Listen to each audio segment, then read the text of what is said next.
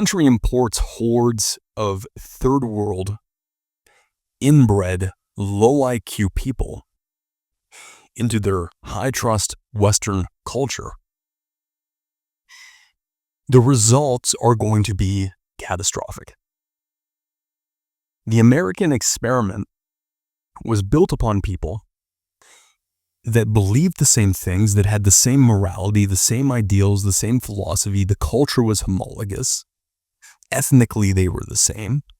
And broadly speaking, they all believed the same things. They wanted the same things for their country, broadly speaking. And when you import people that don't care about our culture, our heritage, our ideals, our history, that have a completely antithetical political class, political structure, social class, social hierarchy, the results are going to be catastrophic. It's not difficult. If you had a pack of German Shepherds and you immigrated the neighborhood tabby cat into the pack, it is going to be a disaster. Okay? We understand this intuitively with animals, but for some reason, when you have very distinct ethnic cultures with humans, we think that we can assimilate them and things are going to run perfectly. Unless these people are literally making a good faith effort to assimilate into our culture, it's not going to work. Anyways, enough of that. But here's a video of a guy who is explaining potentially why the fraud in Minnesota among the Somali community is as bad as it is.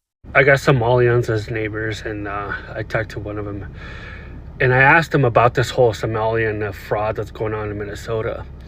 And one of the guys explained it to me this way. He said back in Somalia, a lot of them come from clans. And Muslims have this thing where their spoils, even their Prophet Muhammad, whatever, he would go out and plunder people, and the spoils of war would be considered rightfully theirs. And whenever they would go to a place and they would subjugate the non-believers, they would put a tax on them. So he's like, the Somalians believe in Minnesota, their plunder is rightfully theirs, and it's just a tax that the white people are paying for the Somalians to the Muslims, to the non-believers. And so they do not comprehend the Western laws. They don't understand it. It doesn't compete to their Sharia law that they're practicing.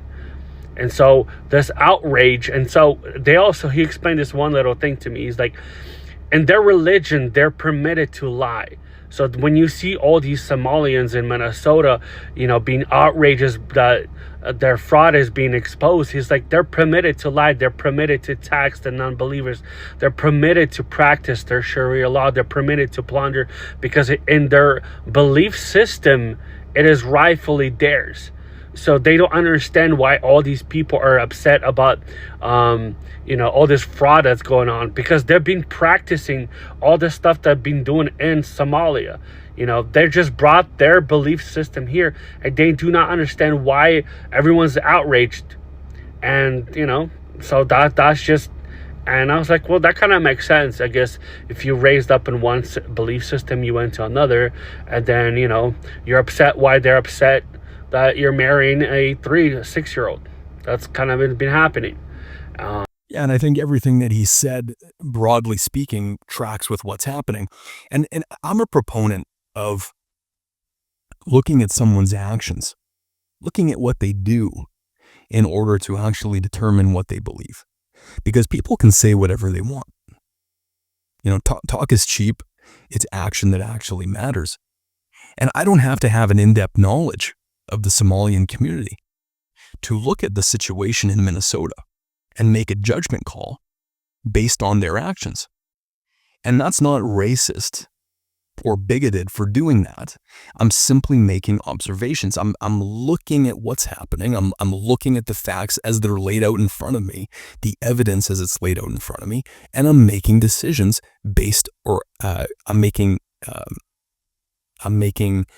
uh, determinations based on that evidence. And folks, it shouldn't come as a surprise to anybody. Broadly speaking, the Somalian community, they do not want to assimilate. They don't want to become like us.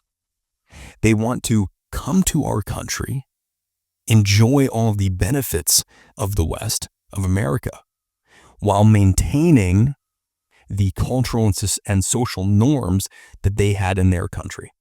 And you're going to have a lot of people that would listen to what I just said and say that that's fine.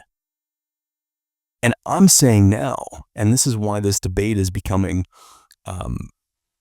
so important, I'm not going to pretend to be a part of this bullshit cultural relativism crap anymore and pretend like that's fine, because it's not.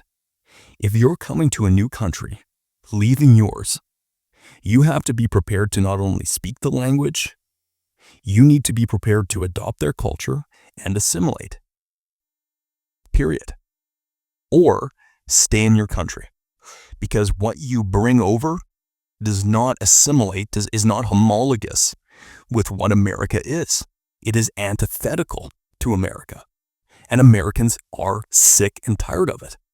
They want people that come to the country and are a net benefit, not a net drain on the country, on the taxpayer. If you're going to come to a new country, anywhere in the world, you better be prepared to contribute. Because why would we want to just take in a welfare case that we are now going to have to support for the rest of our lives? That's not fair for anybody.